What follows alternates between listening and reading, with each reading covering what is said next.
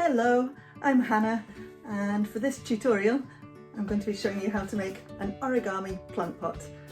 I've got a couple over here which I've actually sown some seeds into. This one has got some mint seeds in there, nothing started growing yet, and I've got a lollipop stick in there which I'm actually using as a label so I can remember what I've sown into which pot. I've got another one here which, if you look closely, you can see we've got some lavender seedlings that have just started to emerge. And the great thing about these pots is because they're made out of paper, then they're biodegradable. So once my seedlings get a little bit bigger, if you're lucky enough to have an outdoor space, you can plant that straight into the ground and the pot is going to biodegrade. That's going to disappear into the ground. If you've not got an outdoor space, then you could just plant it into a larger pot indoors to allow your seedlings some room to grow. So to make your plant pots, you're going to need one sheet of A4 paper. That's the classic letter sized paper. It's a great way of using up scrap paper. But for today's tutorial, I'm going to use a fresh sheet of yellow A4 paper, just because it'll show up a little bit better on my white desktop here, so you should be able to see what I'm doing on the camera. Okay, get yourself a sheet of paper and let's get started. So I'm not sure how experienced at origami you are, but my top tips are, we're going to take our time, it's not a race. If you find I'm going a little bit fast for you, then just pause the video. And my other tip is we're going to be as neat as we possibly can. So we're going to start off by folding our sheet of paper in half. So our A4 sheet of paper is going to turn into an A5 sheet of paper. So I'm lining up my corners. I want both of these corners to be lined up perfectly. And when I'm happy, I'm going to use one hand to hold it in place, and I'll use my other hand to make that crease. Lovely. Then we're going to fold it in half one more time.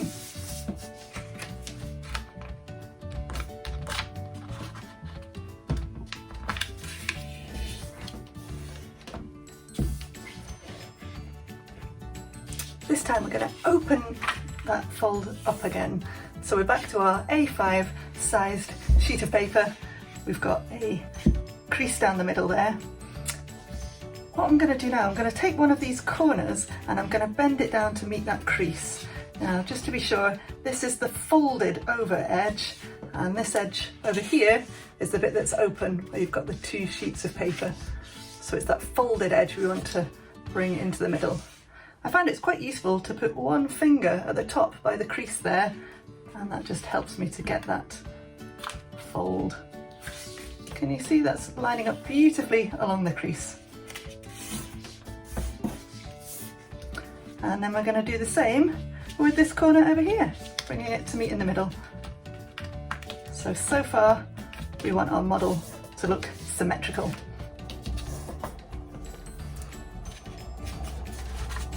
Lovely. Next, we want to have a little look down here. Now we've got two sheets of paper here. What we're going to do, we're going to work just with that top one first of all. What I'm doing is I'm folding that up until the edge of it meets with our triangles there. See that? Just folded that up. And next, we're going to fold that up again.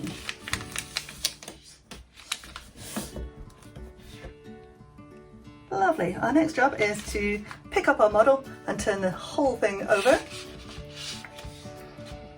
And again, we can see that central crease there. Now we're going to take one of the edges. We're still keeping symmetrical at this point. We're folding that over. So can you see that edge is meeting up beautifully on the central line? Giving it a good squash. We've got quite a few layers of paper here now, so that's getting quite thick and tricky, so really give it a good squash. And maintaining our symmetry, we're going to bring the other side in to meet it.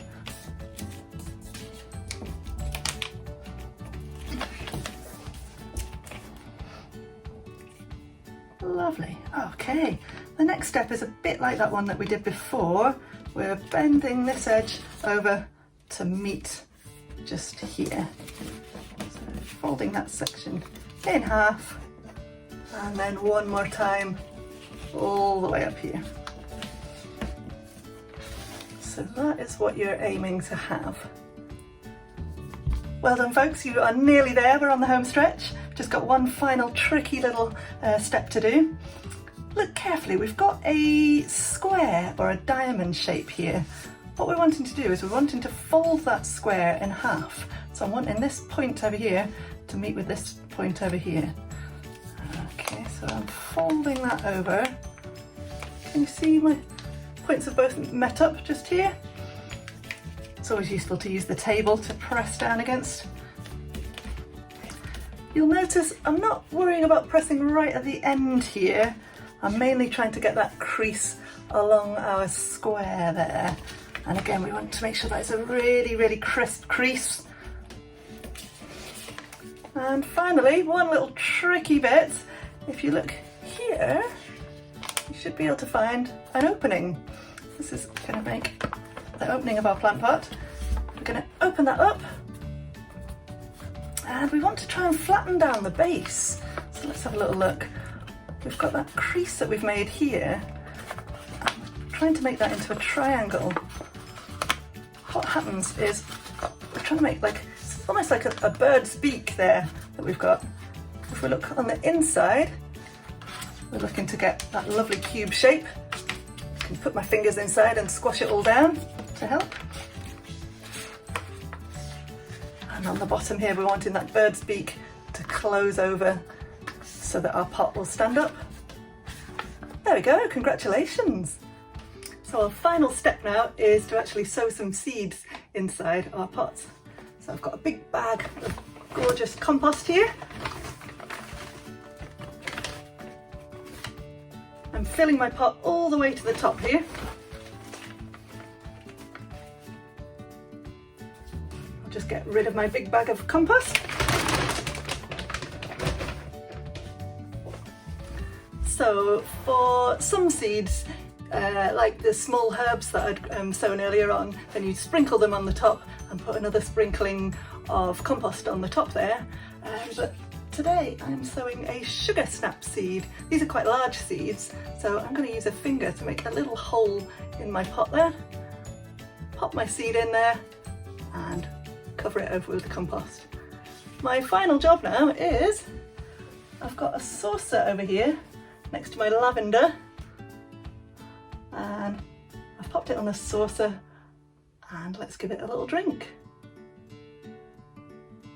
And finally, I'm going to find a sunny windowsill for it, because our seeds need three things. They need some lovely, delicious compost with all the nutrients that it's going to need to grow. It needs that water there to help get it started, so it thinks it's been rained on. And we also need a little bit of warmth so that it thinks that it's spring. So let's put it in that nice sunny windowsill. And then once it starts to germinate, just like the lavender, it's going to need that light to help it to photosynthesize and actually grow as well. If you found your first pot a little bit tricky, don't worry, it gets a lot easier. With a lot of practice now, I can make these in under a minute. Well, happy gardening, folks. Good luck. Thanks for joining me.